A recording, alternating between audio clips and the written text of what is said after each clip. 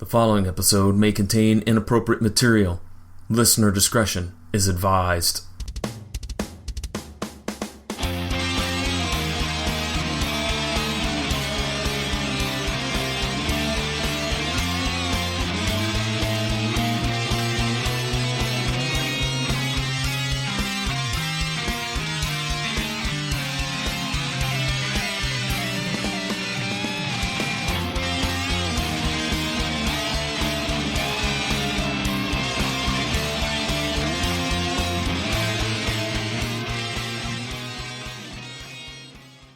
Look me a lady tonight.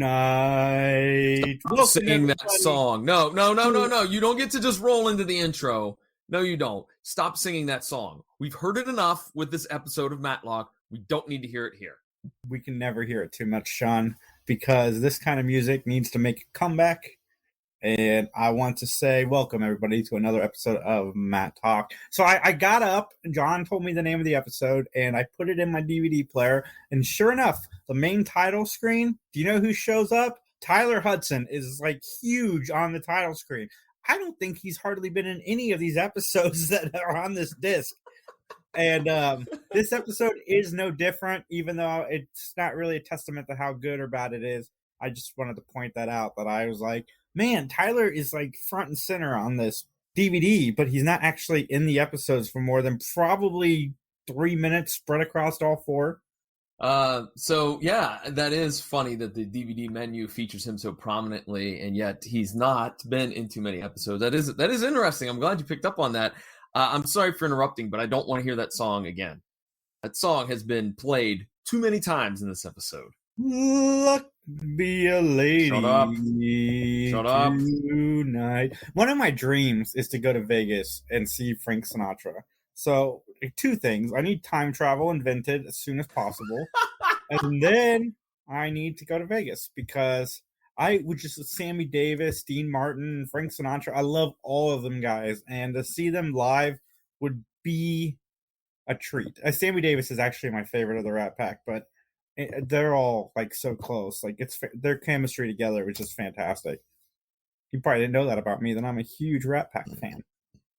I was not aware of that fact. Jason, have you ever been to Vegas? Once. It was the greatest time of my life, except for when I got kidnapped by the taxi cab driver. What? We left the Gentleman's Club, my cousin and I, and we took a taxi back to our hotel, or so we thought. The taxi driver was like, "Oh, Gentleman's Club sucks. I'm going to take you to this better place, and how can I say this in a clean way? And you'll have a much better time, if you know what I'm saying." So he drives us there, and we get to the place. The guy makes us go in. We're like, we don't have any money for this. We just want to go back home. Our plane leaves in 4 hours. We'd like to get an hour's worth of sleep before we go back to our respective places. And he's like, no. Put your debit card in the thing and blah, blah, blah. So then the cab driver, he leaves the room. He goes back with the girl. They do whatever. My cousin and I look at each other. They let my cousin withdraw the money, which he didn't think they would because he had such a huge ATM withdrawal earlier that day. And he gets the money, and the cab driver goes to the back, and we look at each other. We take off running as fast as we can. I thought we were in a Hangover movie, and it was just, that was my story. I was kidnapped. So wait, where did you run to? A gas station. And then did you call another taxi cab? Yeah. Man, that's creepy. That is creepy. Cousin's like, you're about to take one for the team, because he had a girlfriend at the time, and I did not. Wow, man, that's a crazy story, dude. That's a really we actually story. Went down to Vegas. He had a work conference, so most of our stuff was comped by his work. So we got to see Penn and Teller and Frank Caliendo. We just did a bunch of shows, and oh my god, the best part is they had for $50 for 24 hours you could eat at the all-you-can-eat buffets at 8 different hotels. So for 24 hours, it's all my cousin and I did. We ate. We went from hotel to hotel to hotel, sampling the bars and just eating so much food. It was glorious. The Caesars Casino salad bar and just buffet in general is delicious.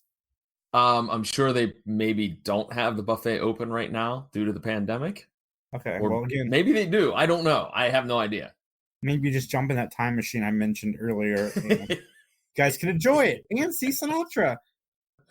I was in Vegas one time for a weekend.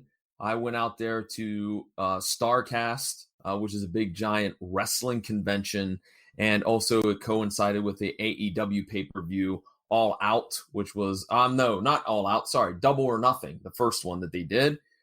So I had a good time, but it was a very short trip. So I will probably have to go back sometime when I can spend a little more time in there.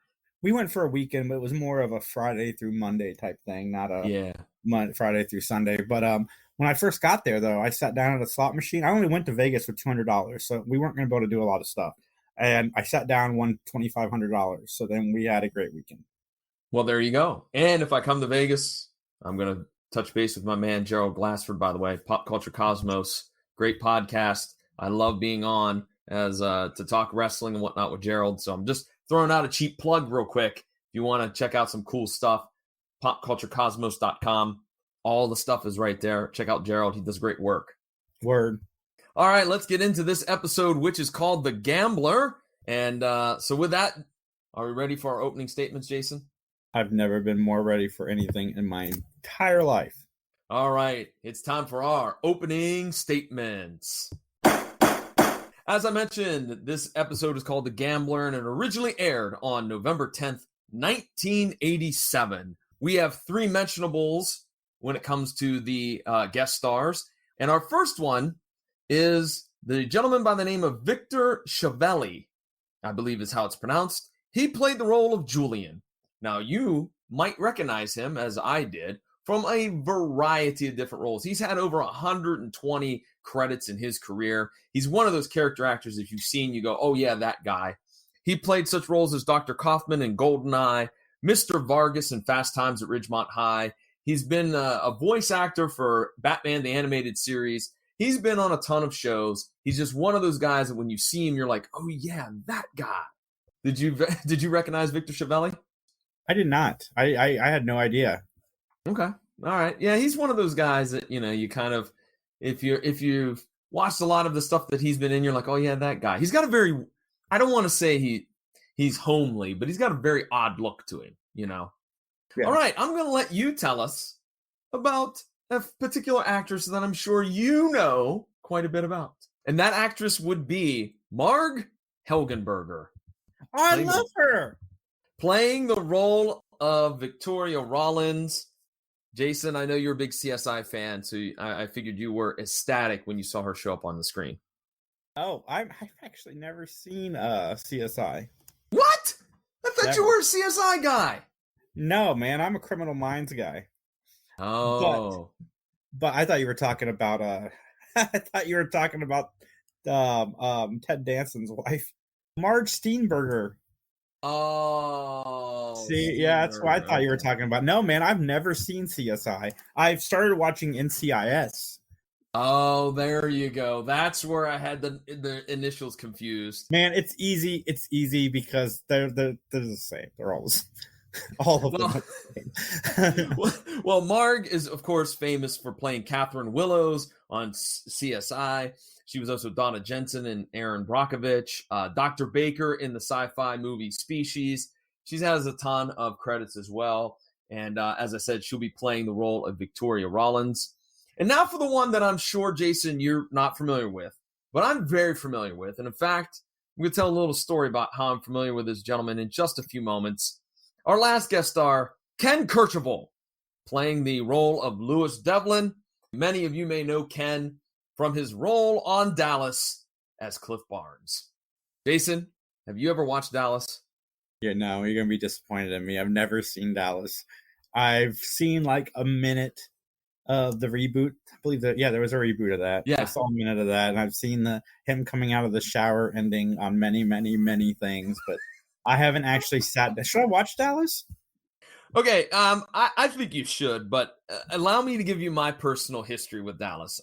So my father, when he worked, before he took his retirement early in his life, but when he worked on Fridays, he would work until 7 p.m. And so by the time he came home, got a bite to eat, relaxed and whatnot, and caught up with everybody, It was about 9ish. And my dad enjoyed watching Dallas. That was the only television show that my dad enjoyed.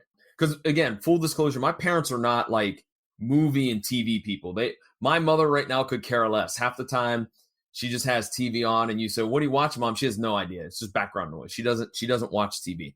So my father, though, this was the only show that he would watch. Now, I will say this. We had another family member that watched Dallas, but my aunt was like hardcore about Dallas. Jason, it was like, don't come over on Fridays. Don't call me on Fridays. I'm watching my story. Just leave me alone. My dad was not that bad. Like my dad, oh, okay, something came up. I missed it. No big deal. But if he was home and nothing was going on, he'd turn on Dallas. So I became exposed to Dallas very young. And, I got a little bit of a soft spot for it. And for those that don't know, Cliff Barnes was the brother to Victoria Principal's character, Pamela Barnes, who was married to Bobby Ewing. And basically, Cliff Barnes was the lovable loser on the show because he always tried to one-up Bobby's brother, the evil J.R. Ewing, and it never worked out. Like, he'd have these schemes, these plots, all these ideas, never panned out, ever. So there's my little connection to Dallas. There's another connection between Matlock and Dallas because Patrick Duffy and Linda Pearl are now dating. Yeah, there you go. There you go. Yeah. And where were you, John, when JR got shot? Where was I? Yeah. Well, my 5-year-old butt was probably playing with Matchbox cars. Were you even born then? Yeah, I was born in 82. Wait, how old are you? Jason, I hate to tell you, but I believe, and I'm looking up, but I'm pretty sure who shot JR was 1980, I think. I'm looking it up real quick. I'm pretty sure. Yep, November 21st, 1980, Jason. You weren't even on this planet yet. Oh wow, I was -2. You were -2. Yeah, -2 I was 5. So there you go. You do the math, folks at home. I had no idea that. I always forget that there's a split between us. Yeah, there is. I always assume we're like the same age. Well, I get that. But all right, let's get to it because people are like, we don't care, John, that you're an old man. No one cares. Let's get into our story. Cares. He's on the other. He's closer to 50 than he is 40. Seriously, that's a low blow. Come on. All right. Anyways, are you ready to give an opinion? Your opinion, only your opinion, so help you? I am. Then let's get ready to testify. All right, the plot of this episode. Ben defends an Atlanta police lieutenant accused of killing his girlfriend after learning of her true identity. We have an opening scene where there's some nice jazzy Sinatra-like music with random shots of roulette wheels and other gambling things and whatnot. And Jason, we're jumping right on into it, man. We're jumping right on into it. There's no exposition. We're going full steam, full throttle right into it. Where Ben enters the police station and he's mad at Jim because Jim has not released his client. And he is the police lieutenant and he's being kind of difficult. And then Jim says, we'll see you later tonight for dinner. And we go to a dinner scene where Victoria and Jim, who are a couple, are there with Ben. Immediately I said, is this not a conflict of interest? Yes, and also I want to say that I don't think I like these long drawn out intros. Really? Like we go through a whole thing before we get to the kill. I want my killing to start at the beginning. I want the guy to grab the weapon, even though he shouldn't. And then I want to be off to the races. No, man, it took us 5-10 minutes before we got a murder. First of all, let's not be sexist. The killer could also be a lady. That's true. True. So let's not be gender biased, please. Yeah. Yes. Well, man's daughter. Yeah, so this dinner scene, like I was like, I'm very confused as to the relationship between Jim and Ben. They banter back and forth because Victoria has to go take a phone call, and then she comes back and says, "Hey, I have to go. Family emergency. My sister in Baltimore." Probably your sister in Baltimore. She ran into Omar Little, if you know what I'm saying. Rest in peace, Michael K. Williams. Yeah. Rest in peace. Talented guy, gone too soon. I know. See, we're fitting it all in, ladies and gentlemen. Dallas, The Wire. We're packing it all in here. CSI. There's going to be so many pop culture references. Anywho, so Victoria leaves. Then we get this really, I don't know. This I wrote down is not a good way to start a relationship, Jim. Jim is using all of his detective knowledge to check in on Victoria. He's calling airlines. He's trying to find out if she bought a ticket, where she's going. I think this is a red flag if you're Victoria, right? Or any young lady for that matter, right? Should be. It seems to be a little bit what's the word I'm looking for? Commanding. Yeah. I didn't really like the guy. Oh, no. And I'll talk more about Jim in a little bit, the character, if you will. So nonetheless, Jim finds out that she's off to Vegas. So he's going to pack up and go to Vegas. So we go to Vegas, where Victoria is in the crowd of a show of one Mr. Bobby Fremont. And this is the first time in which we hear the song that we are not going to sing. Stop singing the song. Anywho, so the lady is a tramp. No, that's a totally different song. I know, I tricked you as I started with Lady. Oh, can you play Lady and can you sing Lady in Red? I'm not taking requests, John. Oh, damn it. All right. I don't know that one well enough to sing anyway. Love and Marriage. That's a totally different one. That doesn't even have Lady in it. Oh, could you sing that song by what was that? What was the Come My Lady, Be My Superstar, Sugar Baby? What was that terrible song from the 2000s? By Crazy Town. Yes. Butterfly. Oh my God, that was my jam when I was in high school.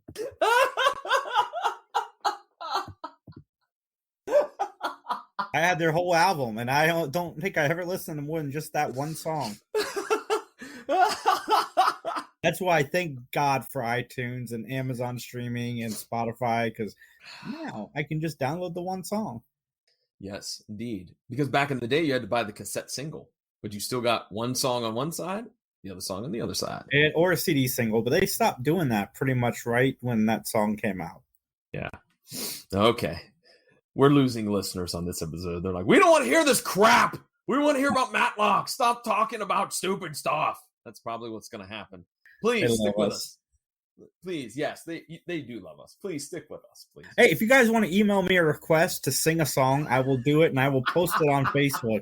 Just email me, BNMATTALK@gmail.com. It's got to be a crooner song by either Sinatra, Sammy, or Dean, because those are the ones I know the best.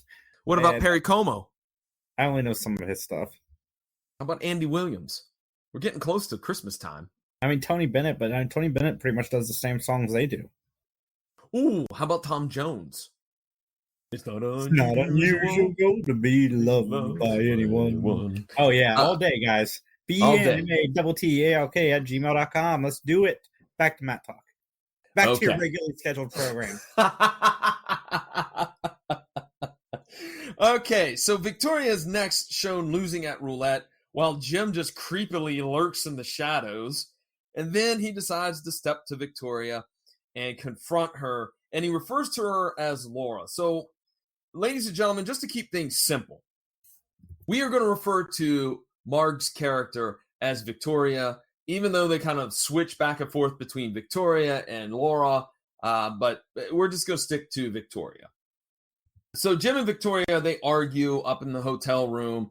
Victoria's husband has been linked to the mob, and he died in prison. So Jim makes an allegation that she's working for the mob. And then we cut to yet another performance from Bobby Fremont, singing the exact same stupid song. And Jim decides to leave the casino. And we get a nice camera shot, by the way, of his tag on his key, which tells us that he was staying in room 644. And Jason, I know this is your favorite part, the discovery of the body.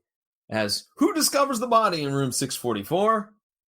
Yes, indeed, the maid who was there to switch out the sheets stumbles across the body. Jason, she did not touch anything, so are you happy about that? I am happy about that. She gave the big scream. She threw her hands up and but did not touch a thing. So this is where we get this idea of the dual identity and how it might cause confusion. I don't know if you picked up on this. So Jim makes a phone call to Ben. All right. And he literally says, and I quote, "Laura's dead."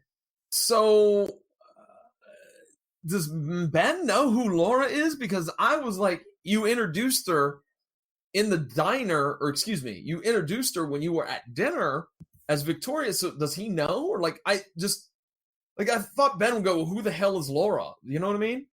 Yeah, that is weird. That's so weird. Yeah, I guess maybe you could say, well, Jim was under a lot of stress and he just blurted it out. But I'm like, for continuity purposes, he should be explaining, oh, Victoria is Laura. I found out she had another identity, blah, blah, blah, blah. I mean, maybe that's too much exposition, but I just was like, I don't know. It would have been helpful for the viewers, I guess.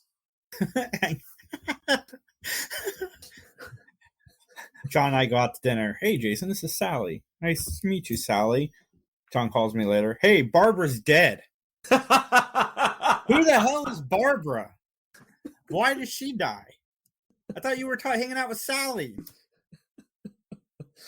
Well, all right. Sally is Barbara. It's a long story. Actually, she had mob connections. There could be a whole list. Yeah. Her husband was friends with Henry Hill. First of all, I would not even spare if this happened to me. I would not even give you the rundown and be like, "Hey, listen, Sally's dead. I'm at the Franklin County Jail. Come and get me. This is a very scary place."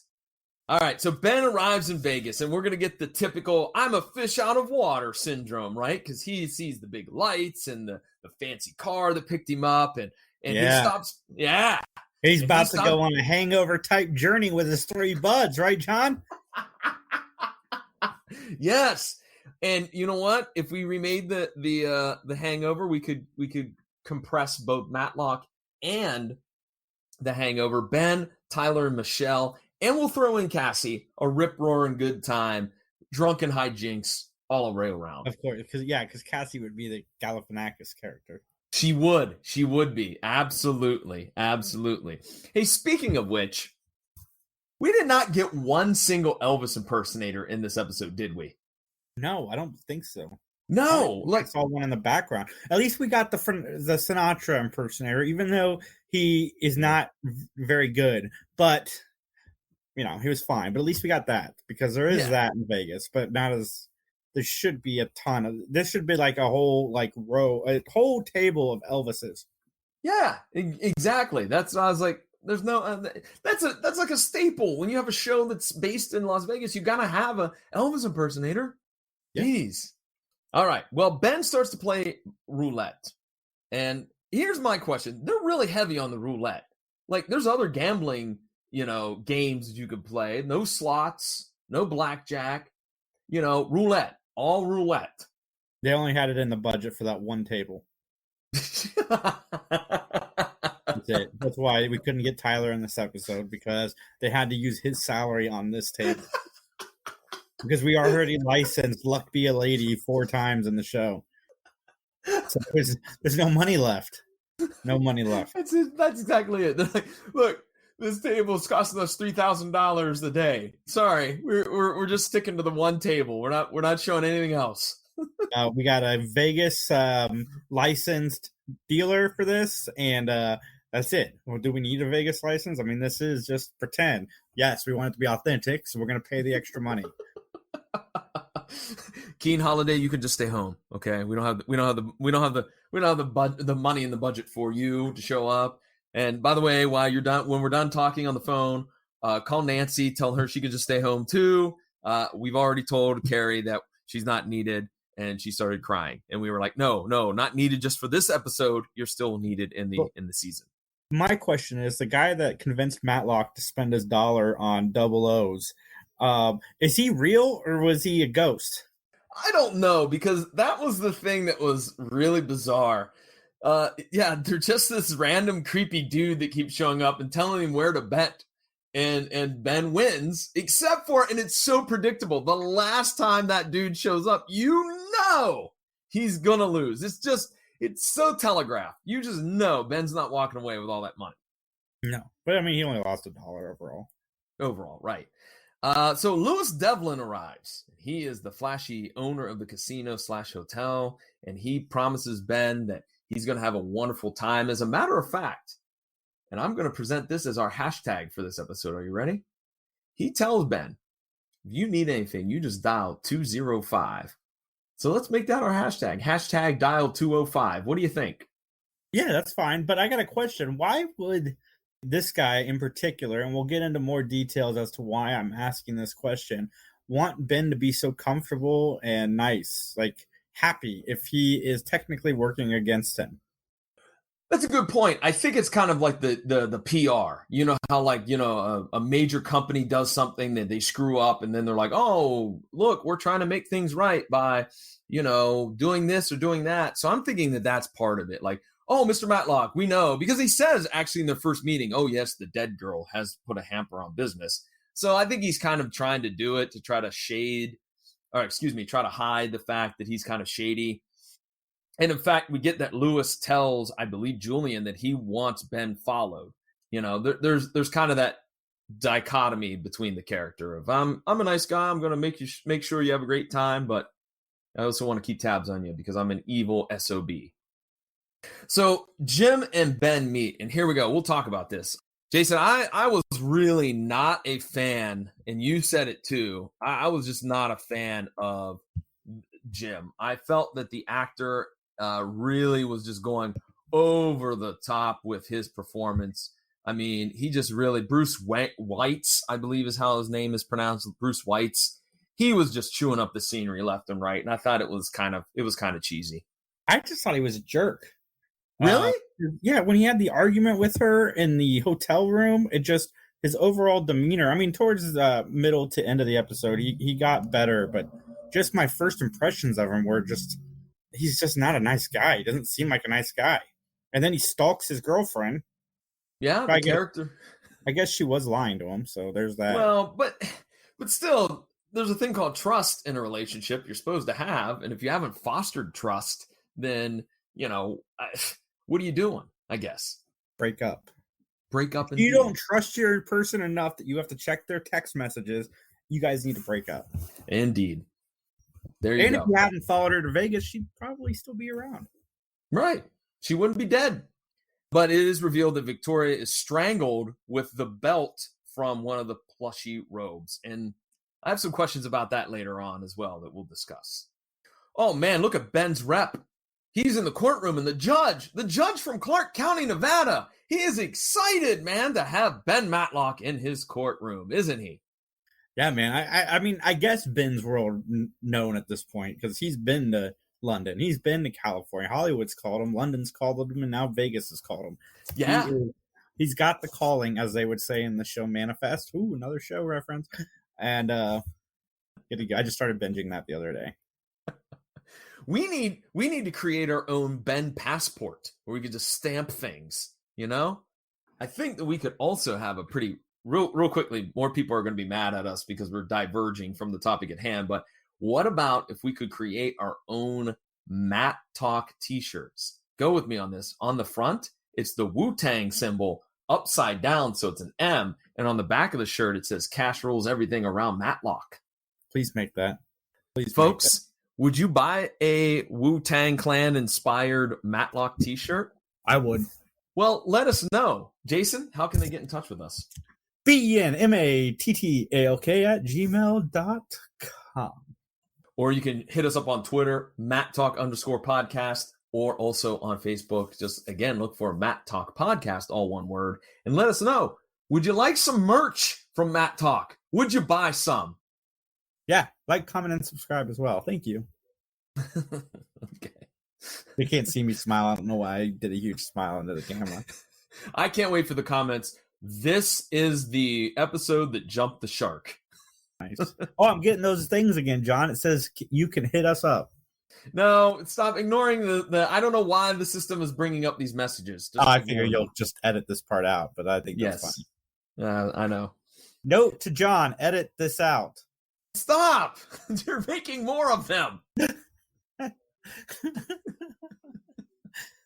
Well, Ben puts up the bail money to get Jim out of jail. And let me just tell you, folks, that doesn't happen very often.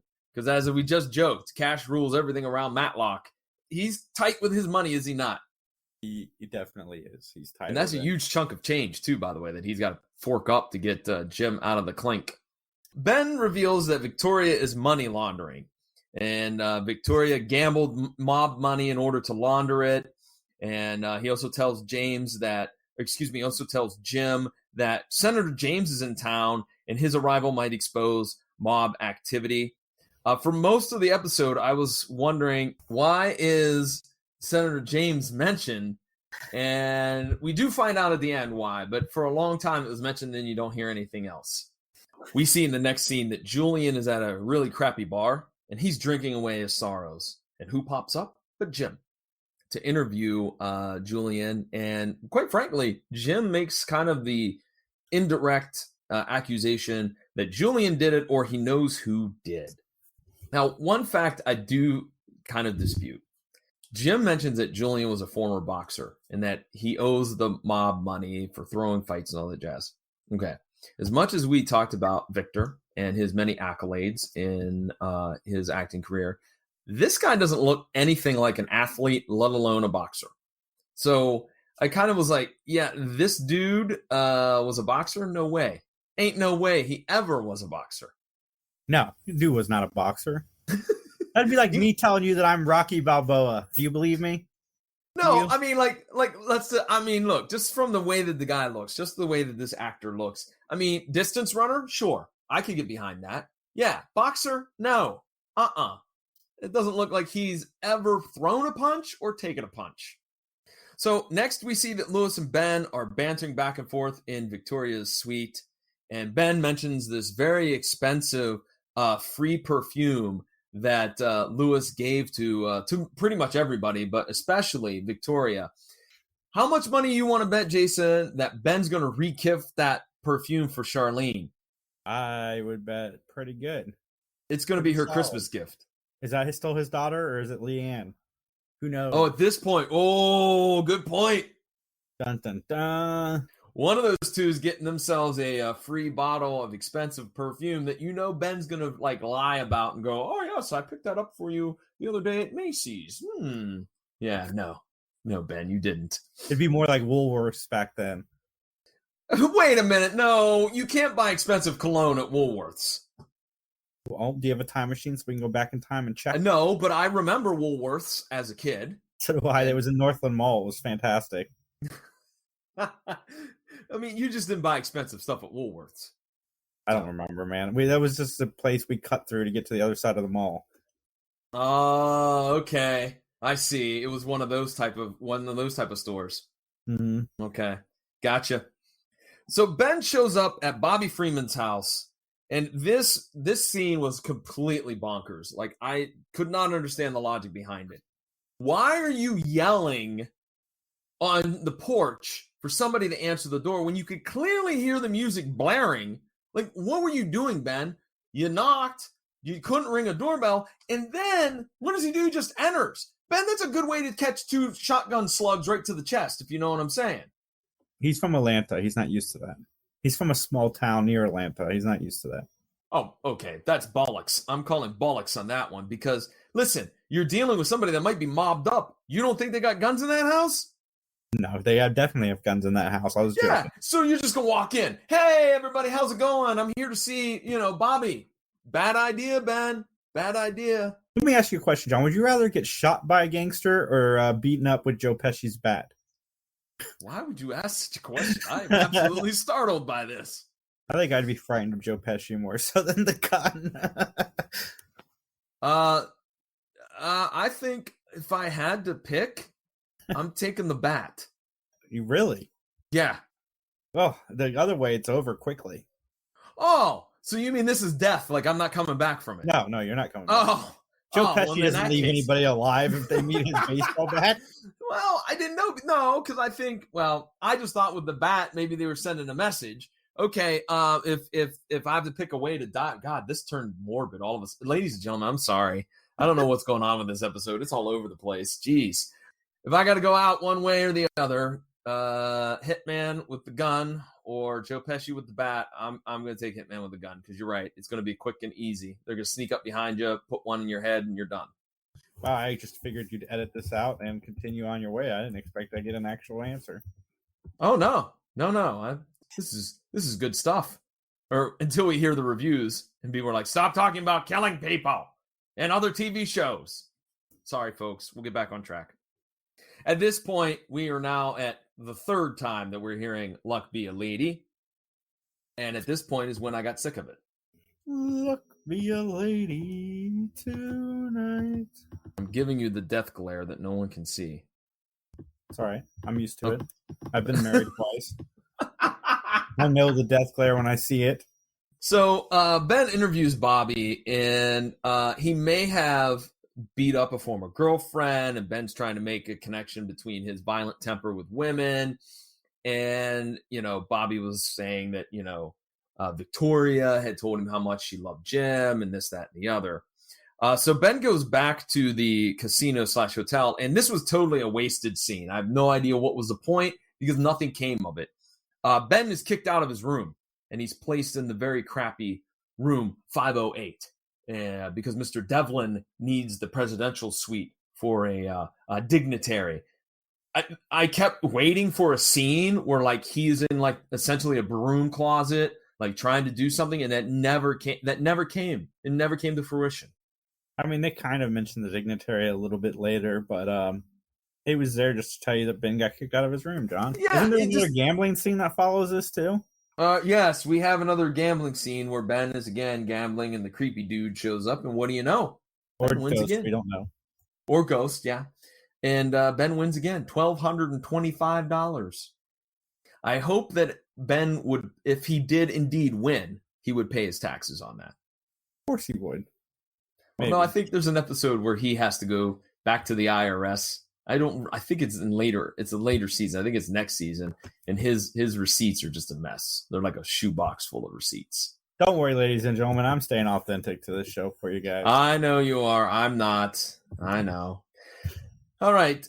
Next scene that we have is Julian just spilling his guts to Jim and Ben. Julian stated that he was told by Devlin to clean up after Victoria's murder and to put the body in room 644. Here's my question. We never find out what happens to Julian. In my mind, they're going to find him out in the middle of the desert with a .22 caliber bullet in his head. What do you think? Oh, yeah, he's definitely swimming with the fishes. Yep, indeed. Or pushing up daisies, as the kids would say. They make a big deal about this belt with the robe, right? And it's a terry cloth robe. How do they know that the belt and the robe belongs to room 644? I asked myself that same question, and the best I can come up with is only because they took the robe that was in that room out. But that's really kind of flimsy evidence, isn't it? Because I mean, it's not like your key is assigned to the room, so you know what I mean? Like a robe is not assigned. They don't stitch room 644 in the inside of the robe, right? I don't think so. I mean, they could, but it just means they have to do that every time one gets broken or stolen. And I would never wear a robe that is connected to a hotel. Well, I barely want to sleep in their beds, let alone wear any clothing they have laying around. Hey, listen, I'm sure that Devlin has only the top-notch type of hotel and casino. There are no bed bugs there. Yeah, he definitely looks like it. Yes, he's a smooth operator. Oh, yeah. Sade. Yeah, extremely low rent Robert De Niro. Oh, you take that back. Ken Kercheval deserves more respect than that. Come on. Hey, man, I'd rather be a low rent Robert De Niro than a low rent Ken Kercheval. So consider that a compliment. That's all I'm saying. All right. Well, Julian says he's not going to rat. And, he just he's out of the scene. And Ben theorizes that Louis Devlin is definitely involved. So we then go to the courtroom. Ben is questioning Louis. Louis claims that he's never met Victoria. Ben complains that he never received any information that he subpoenaed from Louis. And in fact, he just went to the Gaming Commission or the IRS to get his information that he needed. But I do like how the judge is not going to let Ben Matlock just be a maverick in the courtroom. No. You're going to stick to the facts. None of these hijinks, all right? They're not going to bring a horse into the courtroom or go, the guilty party is going to turn or is going to walk right through those doors. None of that. Wheel the roulette table in. Let's put it into this scene, too. We spent so much money on it. Lewis's alibi is that he's watching Bobby's show, but an eyewitness, a cocktail waitress, says that she saw Lewis leave the show. And here we go, where we find out about that dignitary. Lewis claims that he left the show to meet with Senator James because he's kind of on this panel trying to determine, illegal practices in the casinos. So, I mean, I guess that it was nice that they tied back in Senator James, but for a while, I was like, you mentioned that twice. What the heck? I thoroughly thought that this was somewhat humorous. So we got a shot of Ben and Jim just walking down the strip, man. All the great scenery behind them, cars going by. And Ben gets the idea that Victoria was leaving because, the first thing you do is unpack your shaving kit when you arrive at a hotel, and it was already kind of packed. So he theorizes that maybe she was going to say, screw it, I'm done with this life. I want Jim in my life. And she was going to run off to the airport and try to stop Jim. That Jim, he's a romantic.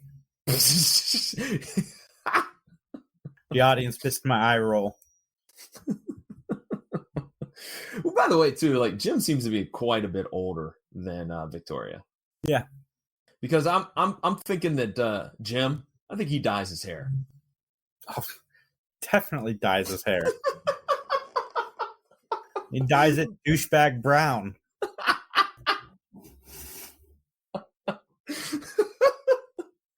That's the new color for Just for Men, douchebag brown. So Ben watches Bobby's show one more time.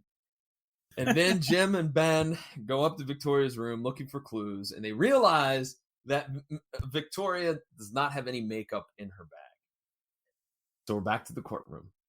It's revealed, that Bobby owes like over $1 million to Louis Devlin. So basically he's an indentured servant at the casino because he has to perform in order to work off the debt.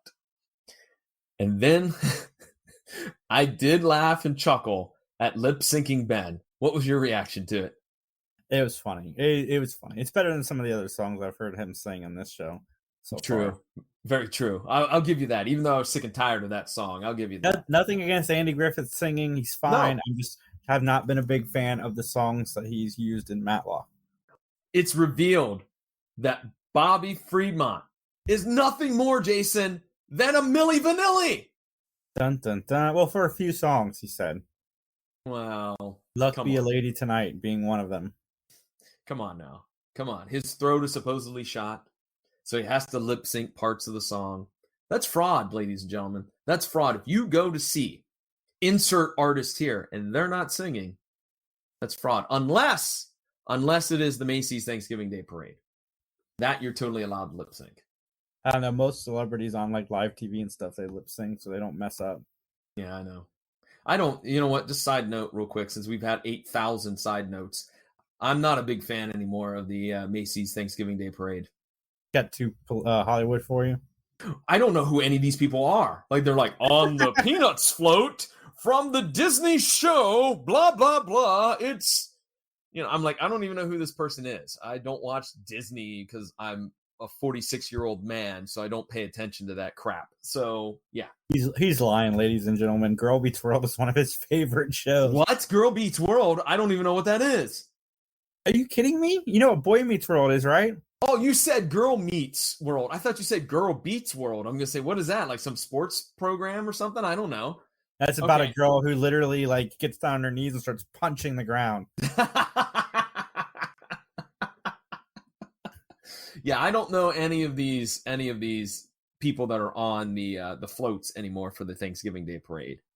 Okay, this is a theory that to me also made no sense whatsoever. Ben theorizes that during Bobby's show, there's like 10 minutes where he's not on stage. And Ben thinks he could have left the stage, went and strangled somebody in a hotel room on the 6th floor, come back down and be back on stage in 10 minutes? Obviously he did, John, because that's exactly what happened. Like, Ben, are you insane? I mean, I'm pretty sure it probably takes a while to strangle someone. I've never done it, but I'm just guesstimating. It takes a little more than 10 minutes, probably. Not to mention travel time. You would think so, because you would think the person would put up a fight. Yes. Maybe absolutely. They didn't. Maybe they just gave up. We don't know. We never got any evidence from the body as to what went on. But here we go. Here's the final nail in the coffin, that the makeup that is on the belt is Bobby's stage makeup, not Victoria's. Yes, that's what the forensic lab discovered. Well, by forensic lab, I mean Matlock's eyes. No, he had experts that were willing to testify, Jason. They are willing to testify. Well, we know what that means as a fan of the series. That means that he's got a random person out there in the crowd that's not an expert. No, it's not. I would hope it was Tyler Hudson with a really bad like fake mustache and like a French beret on. That's who I would hope it would be. Yeah, we didn't get Tyler though, sadly. No. All right, so basically there's no real ending to the court case, other than it's alluded to that Jim is acquitted of the charges, but yet the killer is still kind of on the loose, I guess. Would that be fair to say? Yeah, 100%. And as we alluded to already, Ben is going to gamble one more time. What's on the line? His $1,225, which he can make over $40,000 if he just rolls 00. And guess what? Despite the creepy man being there, he loses. He craps out, as the kids would say. And you don't want to play 00s that often because it's like almost impossible to get 00s as much as he gets 00s in this one episode, which takes place over, I'd say, a week or so. Yeah, I'd say it's like a week because they said something about in the preliminary hearing about, the preliminary hearing will be blah, blah, blah, blah. So, yeah, I don't know. I've never played roulette, but I would definitely think you don't want to put your money consistently on the same number time and time again. So I'm a wimp when it comes to gambling. So if I play roulette, I usually bet black or red because I have a 50-50 shot. Can you do that? I don't even know. Yeah, you can. Oh, you can? I don't know. You can bet one side of the numbers too. So it's also a 50-50 shot. Like you can bet on 1 through 18. Oh, see, I never played. When I was out there, I played blackjack. That was it. I played blackjack too. That's great. Yeah. All right, Jason, any other notes real quick? No, I don't have any other notes, I don't think. All right, then let's check your notes real quick so we can roll on into our next segment. Ice Pack, VIP, Ice Machine. Nope, that's it. All right, then, ladies and gentlemen, let's get to our closing statement. This is the part of the podcast where Jason and I will rate this episode. We are going to rate it based on a gavel system. 5 gavels for an absolutely awesome episode, 1 gavel for a pretty lousy one. Now, not only will we give our ratings, but we're also going to justify why we gave these ratings. Jason, would you like to go first, or would you like me to go first? It doesn't matter. I'll go first. I would give this episode a 3 out of 5. It was better than Down the Middle of the Road. Unlike John, I like the Luck Be a Lady song. I didn't necessarily like this guy's audition, but I like the feel of this episode because going to Vegas was one of the best experiences of my life, even though I got kidnapped by a taxi driver. And I cannot wait to go to Vegas again and go on another journey with another taxi driver. I look so much forward to it. So 3 out of 5. I do wish it would have been just a little bit more fish out of water for Matlock. But yeah, it's a good episode. I'm curious to see the HBO version of this episode. Is that where Matlock has to defend Nomi because she pushed what was her character's name? But she pushed Gina Gershon down the stairs. Yes. If you guys don't know what we're talking about, Google it. There you go. Jason, guess what? I'm on the same wavelength with you. 3 gavels. Wow. Has this ever happened? It's been a while. It's been a while. I like the idea of the ending. Like, I like that there was an acquittal for Jim, but there was no actual, like, oh, we've caught the killer. Because that seems to be very common in Matlock that, well, you killed them. And, so this, I like that ambiguous ending because I think that's how it is in real life.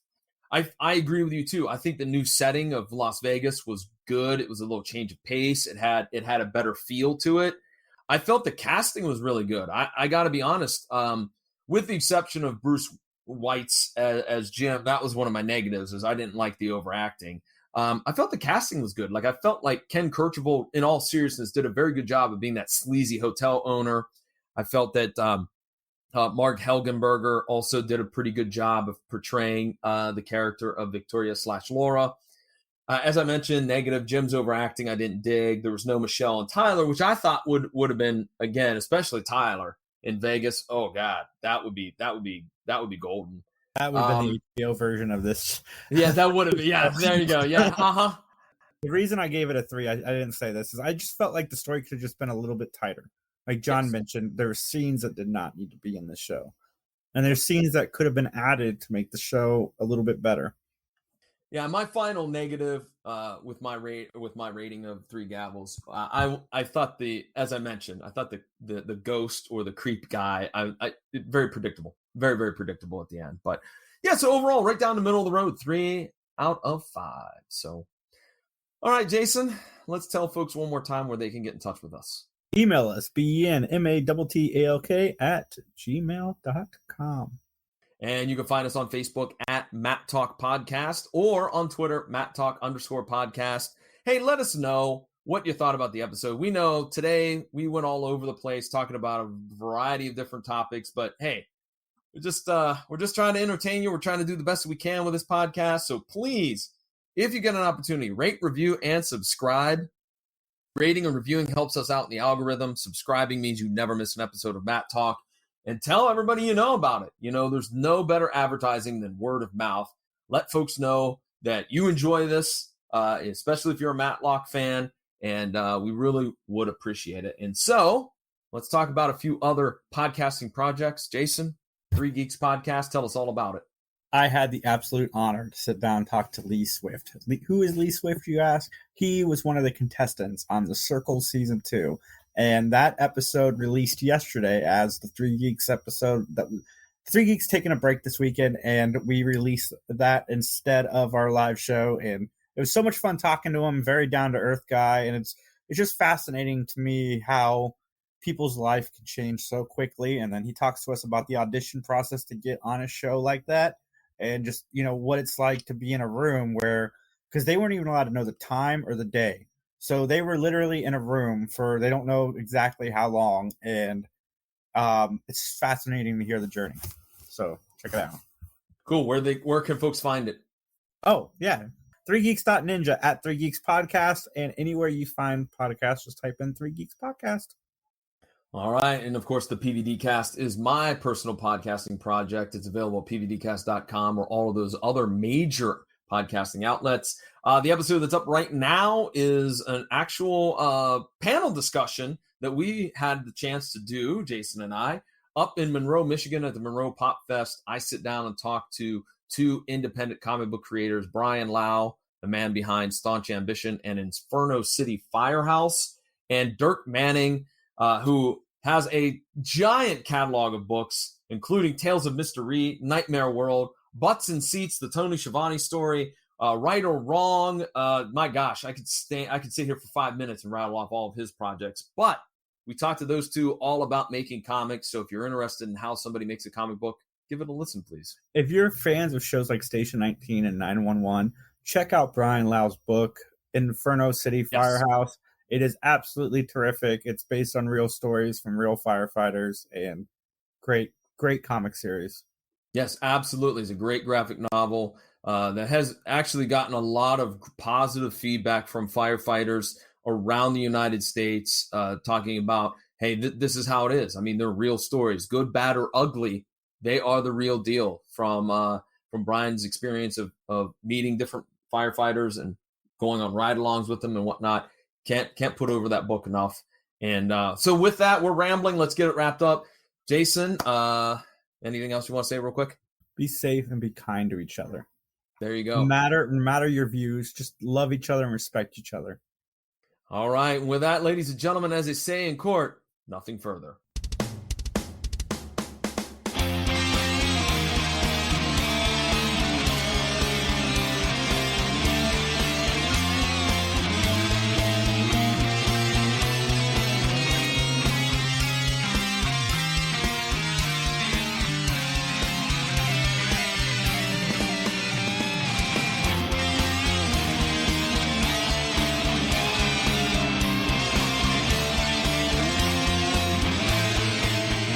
The following has been a joint production of the Three Geeks Podcast and John Orlando Enterprises, LLC. Copyright 2021.